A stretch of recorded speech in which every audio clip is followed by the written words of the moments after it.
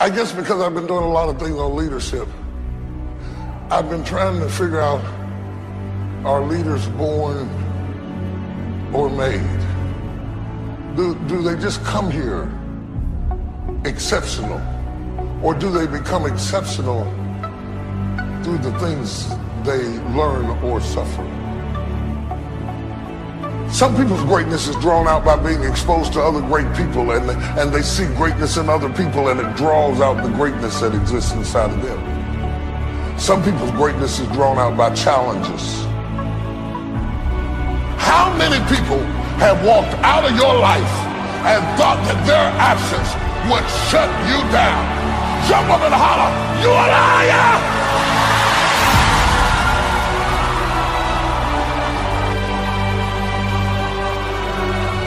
You need to abort every voice that said, you can't do it, you can't have it, you can't be it, you'll never get up, you'll never survive. The devil is a lie. Abort that thing. Push it out. All of you who feel like you got it together, I got a flash for you. It takes a long time to figure life out. Give yourself some time. Stop trying to be too smart too fast. It takes a while to come into your own. It takes a while to draw out who you are. The problem with most people is you want to see your way clear before you pick it up. But God said you got to pick it up scared, nervous, worried, intimidated, not sure of yourself. It will only turn into a rod when it's, oh my God. So if you're feeling small inside, it doesn't mean that you don't have a great cause. I started to understand at one time, whenever I was reading about anybody, whatever they were saying, if they could do it, then I can do it. We're all the same. The only difference is the frequency that we're operating on. It's not how much money you've got. It's not who you know. It's the frequency you're operating on. You've got to get that straight. Some people say, yeah, but look at all the people you know. It doesn't matter if you know anybody. You don't have to know anybody. It just happens. When you get on the right frequency, you start attracting it. And you cannot stop it coming to you until you change the frequency. It's like turning on a radio station. Whatever's on that frequency is what's going to be broadcast through your radio. Well, whatever's on the frequency you're on is what's going to be broadcast through your life, like the actions and the results. It's all an expression of that. It's all about the mind, and it's about your marvelous mind. And we got to get this straight. Most people do not understand this. I have people say, well, I understand it. Listen, if you really understand it, check your results. That'll tell you. By their fruit you'll know them. It's the best advice. Check your results. See, you can know something intellectually but not know it.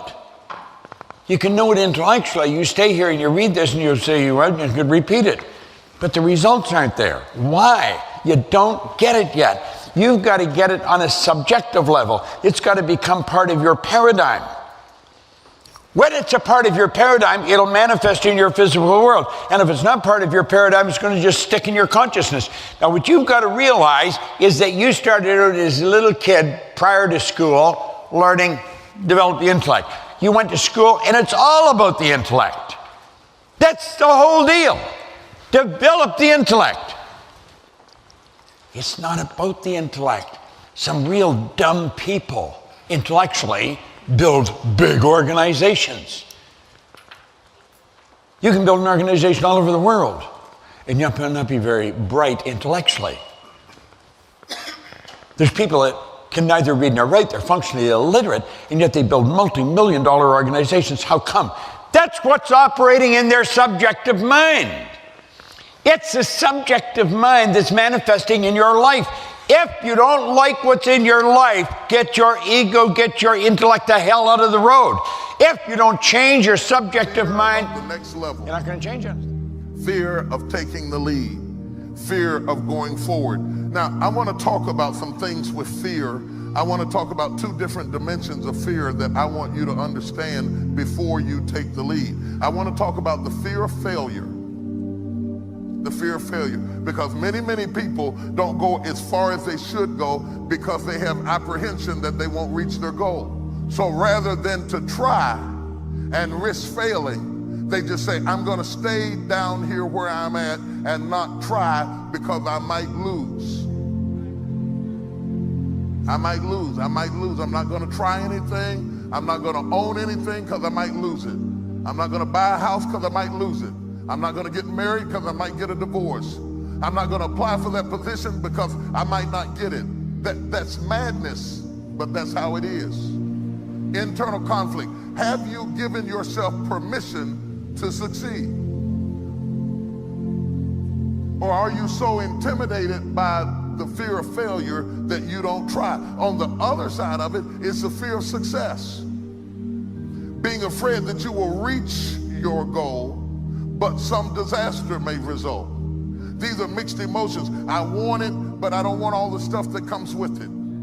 I don't want to deal with all the problems that come with it. I don't want to deal with all the disasters. I don't want to deal with the pressures that come with it. I can't handle it. I'm going to stay on this lower level. And when you do that and you reject God's opportunity, you are left with nothing but the hope of magic.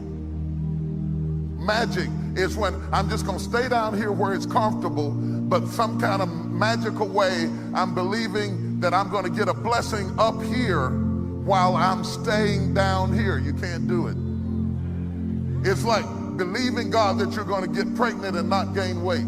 I want the baby, but I don't want the pregnancy. I don't want the weight. I don't want the stretch marks. I don't want to throw up in the morning. No, all of that goes along with the process. And if you will allow anyone, anything, any voice on the inside to talk you out of this moment, you will forfeit it and be stuck washing your nets when there's a great drought of fish waiting you if you have the courage to believe.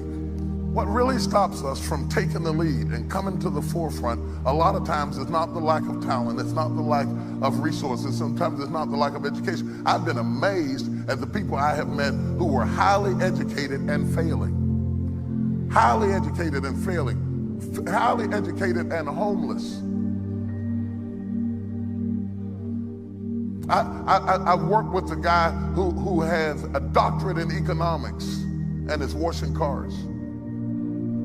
Just can't seem to get it together. So education alone is not the solution. I'm for education. I think it's important. It's a good thing, or we wouldn't be have built the school next door. I think it's very important. But I have seen people educated and stuck. I've worked in penal institutions and seen people who were very gifted and incarcerated. Just because somebody is incarcerated or homeless doesn't mean that they don't have talent. In fact, I've seen people with less talent than you doing more than you. And until you're willing to look that in the face and say, what am I doing to sabotage my own success of moving to the next level, you'll never get there until you walk. And this is what causes jealousy and envy. When you look and you meet other people who have less to work with than you, and yet they're in higher positions than you, you can either become jealous or bitter, or you can begin to challenge yourself to say, what is wrong with my belief systems that's stopping me from going to the next level in this area? Okay, and I want to deal with some irrational beliefs that will stop you from moving up to the next level. This is not about money necessarily. This is not about prestige necessarily. This is about progress. Because it's a shame to live long and have no progress. I want to have progress in every area of my life. I want to see progress in parenting. I want to see progress in my relationship with my wife. I want to see if I'm going to go to work every day, I want to see progress.